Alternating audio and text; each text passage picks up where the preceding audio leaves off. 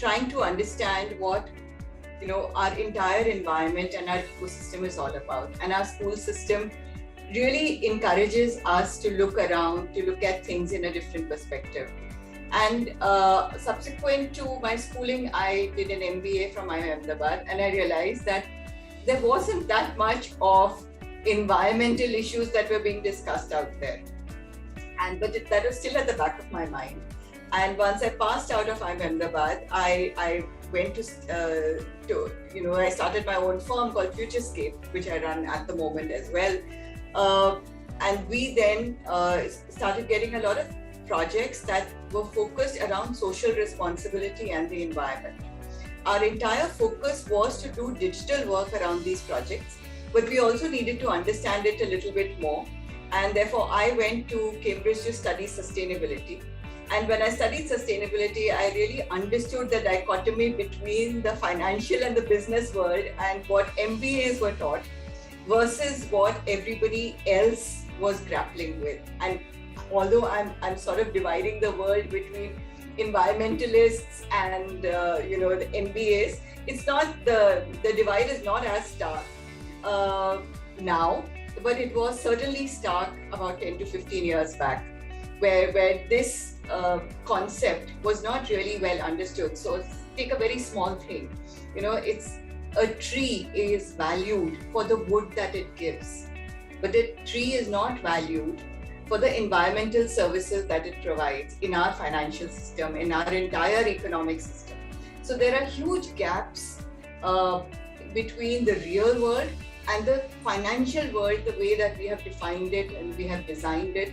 And it's not as if that any one person is responsible, but collectively as a whole, the entire system of business and environmental responsibility needs to come together, because business rests on everything else that is provided to it, which is a society, a functioning society and a functioning environmental system. My growing up years were spent in army cantonments because my father was in the army and we traveled across the country. Now, there's one singular thing that you notice about army cantonments is that they are big, expansive, and green. And they're also designed very well. And when we actually started, staying in Delhi, I realized that, it wasn't, there was a little bit of a difference. There was no discomfort per se, but of course there was a difference between what we were used to earlier and then now the fact that the city was growing in a slightly different way from the way that, I was really used to. So that stayed in my mind. And as I grew up, I realized that, we keep talking about smart cities.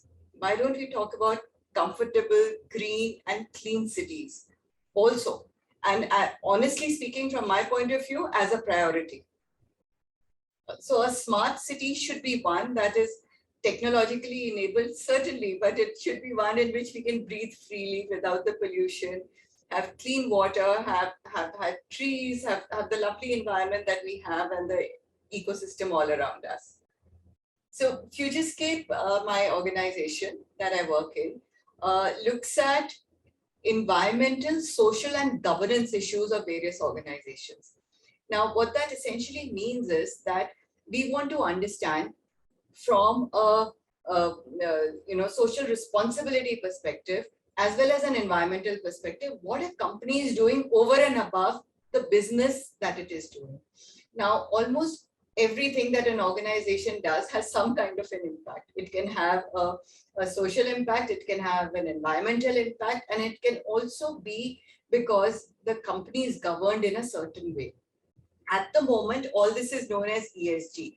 But 9 years back, when we started working on this, there was a lot of effort that the Indian government was putting around CSR. But our perspective was that CSR was only one part of the perspective. After all, the 2% CSR that the government is talking about also needs that 98% of the business to support it. Now, if that 98% of the business has a certain way of functioning, then we wanted to understand that. So, which is why, as a collaboration between Futurescape, Indian Institute of Management, Udaipur, and Economic Times, we launched the India's top companies for sustainability and CSR rankings. Now, these rankings helped us understand the corporate perspectives on how companies perform, what they do, what their issues are, and how they are navigating this massive shift that is happening at the moment. And at the moment, we are in the middle of the biggest transformation since the Industrial Revolution. So the way we grow things, the way we make things, the way we ship things around, the way we consume products, every single system all around us is in the middle of a huge transformation. That transformation is something that I documented in my two books. First is called Balance, and the second one is called Shift, which talks about India's journey and Indian companies' journeys to net zero. See, as a person, I'm interested in everything. So I would say that I know little bits about many different things. And it was sustainability is an area where I felt that there wasn't enough work happening from the business perspective. And that's really why I chose business, social responsibility, and the entire narrative around this for me to focus on. And that's what our company also focuses on. It's very difficult to pick on one person to define as an influencer, but I would like to credit my parents with a lot of innovative and interesting thinking. So say, for instance, my father, after the army, started a farm, and he was very curious as to why, all farming practices focus on so much fertilizer use. So he started doing organic farming, and there were many different narratives that actually he came across and we discussed on an ongoing basis. Then my mother has a business where she actually supports a lot of NGOs, and from a livelihood perspective. So they create unique crafted products which she retails. And she and my sister also work with them in creating innovations around the products that they sell. So as a family, it's been a very supportive, interesting environment. So when we all get together, we have some fairly exciting conversations on different aspects of the same subject. My major milestones have been my two books, because they summarize really my learnings and my thought process around the way business models need to change for us to create a livable planet. My first book, Balance, is really about organizations attempting to find a balance between profit, organizational, environmental sustainability, and social responsibility. And somewhere along the line, I realized that all our business models are certainly, and what is taught in business schools are all models that are fairly Western in their orientation. I felt that there is a perspective that needs to be brought about, which is an Indian perspective.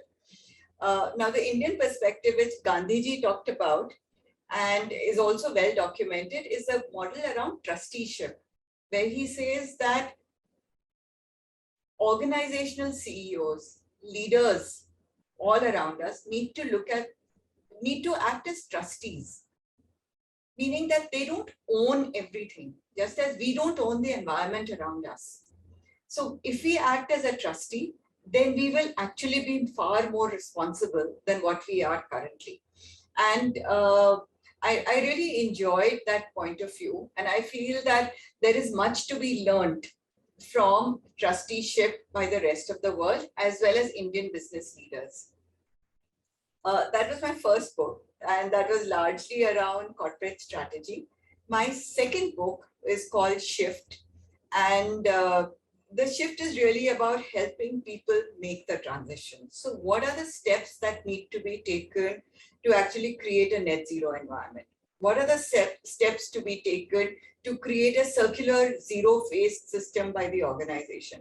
And what are the examples, not just Indian ones, but international ones? Also, one thing that is common between both books is the fact that I've taken the Indian story international. No matter where you go, the examples are always either European or American examples. people don't really talk about Indian companies. And I keep wondering why. There is so much potential, there is so much opportunity, there is so much innovation that Indian companies have actually done. And, business schools don't really talk about it. So I've written case studies on what Indian companies have done, what Indian CEOs are thinking. And those case studies are again part of the narrative in both my books. Success to me means learning every single day. And that is what I define as success. So every single day, if I learn something new, something different, that to me becomes very important. And failure is when I'm doing the same thing over and over again, and that to me is very, very boring. The values of I would say that the one very important thing that we want to imbibe within us and everybody who works with us is around innovation. Don't look at anything saying that this can't be done. So if you have a point of view that says that it can be done, it should be done, and let's find a way of doing it. So it's not as if that we are, and that's the story around climate change as well. So if we have a point of view that says, this is a system that we've created, we can't do anything about it, this is how we're going to, the world is ending. So that's a doomsday perspective. On the other hand, if we say, this system got created because of all of us, right? We can certainly create a better system, taking all of us along. And inclusiveness, working together, being innovative are the values that I think Futurescape imbibes, and me personally, I really believe in that. I think to everybody who is in the business world today, what's really important is that we say that all our actions count. There is nothing that we do on an ongoing basis that will not have an impact on the world around us. So we can no longer say that sustainability is a department. We can no longer say that social responsibility is a department. Sustainability and social responsibility are part of the entire organizational ecosystem. And everything that you do. So in marketing, if you're taking some certain decisions, that is going to have an impact on consumers and how they behave. When you're sourcing products and we're sourcing raw materials, that will have an impact on the people who are producing it, the products that you make, and eventually the external ecosystem. If, for example, it could be generating a lot of waste, or it could be not generating waste. So almost all aspects of an organization now need sustainability, and you need to look at them from a social perspective as well. Therefore, for everybody out there who's thinking of doing an MBA, has done an MBA, or is in finance, please be more responsible. Think about the climate. Think about every single thing that you do every day that can have a positive impact or a negative one. So turn the negative into a positive. Okay. So I believe that I'm paying it forward by getting more people into the sustainability and social responsibility narrative. And I really hope that my books and my writings will impact people and help them think and question all the things that we are doing at the moment. And that really is the base for driving change, which is when you start questioning and not just taking the status quo. Honestly, when you're in the sustainability field, there are no easy answers. So all choices have pros and cons. So say, for example, a lot of people start saying that plastic is bad, but it's just a material, right? We have used so much of plastic during the pandemic for health purposes, for sanitation purposes. But the fact is that all that PPE has been and all that plastic has been discarded in landfills and is not being disposed of correctly. So when I start thinking about my own personal choices, about choosing certain kinds of fabric that I wear or is used in my upholstery or in our rooms, the paints that we use, the transportation that we use, and many other things, those are the kind of conscious choices that are there in my mind when I take these decisions. So given a choice, I would always make far more sustainable choices than what I'm making right now. But that's also part of everyday living that we are. And we start thinking that how do you change the ecosystem to make things easier for people as consumers? And that, to my mind, is the big opportunity area and something that I wish to do and perhaps cover in my next book as well. Don't listen to what everybody is telling you. Don't take the highest paying job, right? Don't take the jobs that everybody says are the best jobs. Take your own decisions. Make your decision on the basis of what you will enjoy doing every single day. I would actually have gone to Cambridge just after my MBA, rather than giving it a gap and then going to Cambridge and studying sustainability. Because then I would have had some more experience. I would have spent a longer duration doing sustainability related work. Honestly, my deep desire is to create a better world. And that, I believe, is something that individuals can certainly contribute, but changing the corporate mindset is a very big lever. So governments can do only certain bits, individuals can do only a certain bit, but the entire global economy rests on the private sector. And I feel the private sector has a massive role to play in helping us create this transition. And that, to my mind, is a big opportunity. It's a challenge. And that is something that I really enjoy doing. Oh, my leisure time is best spent learning sport. And I'm uniformly terrible at all of them. But I really like to learn new things. So 3-4 years back, I started playing football with my daughter and my nieces. Then I took up cycling. Yoga has been a consistent all this while. And I picked up table tennis again. So every year I pick up one different sport that I really enjoy playing. I want to grow a forest. That is something I really want to do. An urban forest in a small area, but I want to experiment with growing a forest. Because we've constantly been building the entire urban ecosystem is defined by the buildings and the markets and the offices, right? The importance of parks is picking up, but the whole concept of parks, the more parks we have, the better, certainly, but it's not going to prevent our cities from becoming high heat areas. What we actually need to prevent all this, and that goes for almost all our cities, is to have small forests, which act as carbon sinks that reduce the temperature and also clean the environment. I think there's something about army dads, they know how to inspire. So so my dad had put that, you've heard that poem, Don't Quit. When things go wrong, as they sometimes will, when the road you're trudging seems all uphill, right? So never quit. But he put that up, and I found that inspiring, but only during the board exams.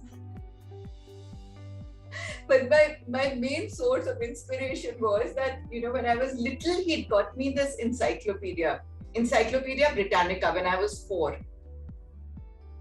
And at that point in time, the army salary was not much. And I think his entire 1 month salary went in buying me those Encyclopedia Britannica.